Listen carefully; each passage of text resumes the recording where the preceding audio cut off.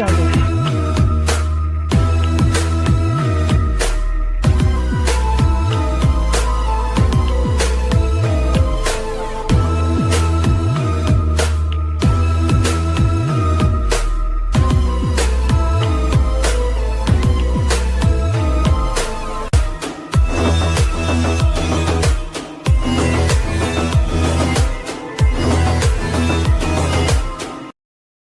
रेयांश और उसकी छोटी बहन जूजू गर्मियों की छुट्टियों में नानी के घर आए हुए थे।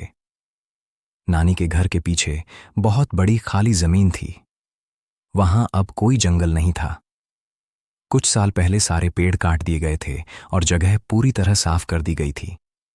दिन में जब भी रेयांश और जूजू पीछे जाते, उन्हें सिर्फ खाली मैदान दिखाई देता।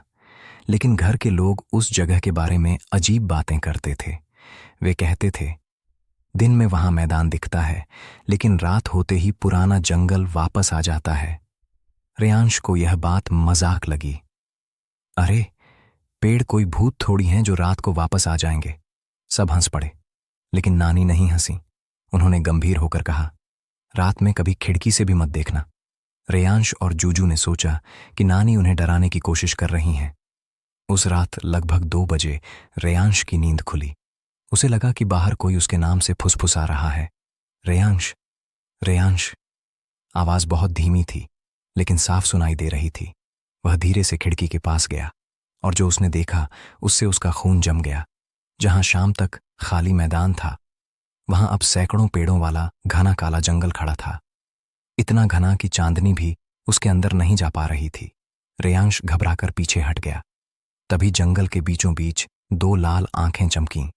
वे आंखें सीधे उसकी तरफ देख रही थीं, जैसे किसी को पता हो कि वह खिड़की से झांक रहा है।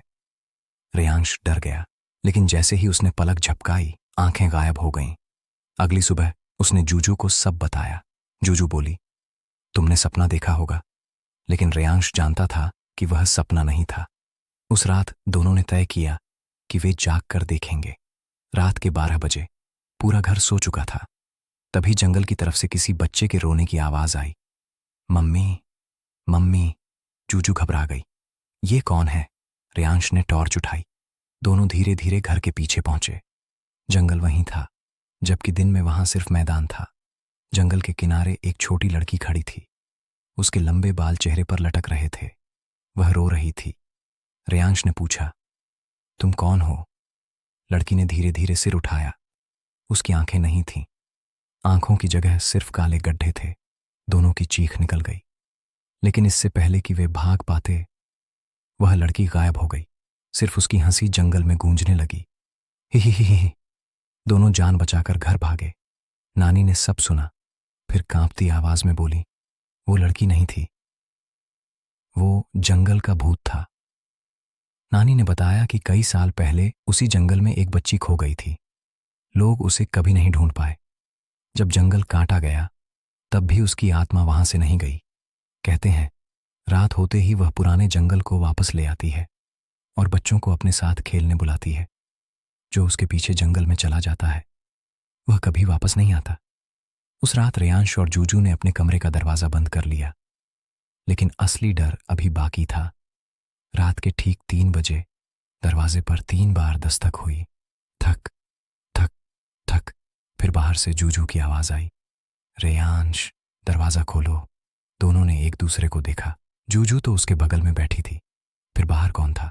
बाहर से फिर आवाज आई, रेयांश, मैं जूजू हूं, दरवाजा खोलो। अब आवाज बिल्कुल जूजू जैसी थी, लेकिन कमरे में असली जूजू पहले से मौजूद थी। दोनों डर के मारे चुप हो गए। कुछ देर बाद दस्तक बंद हो गई।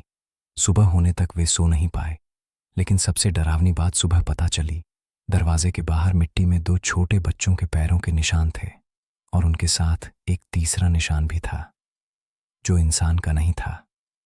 वह लगभग 8 फुट लंबे किसी जीव के पैरों का निशान था, और वे निशान सीधे उस खाली मैदान की तरफ जा रहे थे, जो रात में फिर जंगल बन जाता था। रेयांश ने कांपते हुए मैदान की तरफ देखा। दिन निकल चुका था। जंगल गायब था, लेकिन मैदान के बीच एक पुराना सूखा पेड़ खड़ा था, जो कल तक वहां नहीं था, और उसकी सबसे ऊंची शाखा पर कोई बैठा हुआ उन्हें देख रहा था, दो लाल आंखें और एक डरावनी मुस्कान।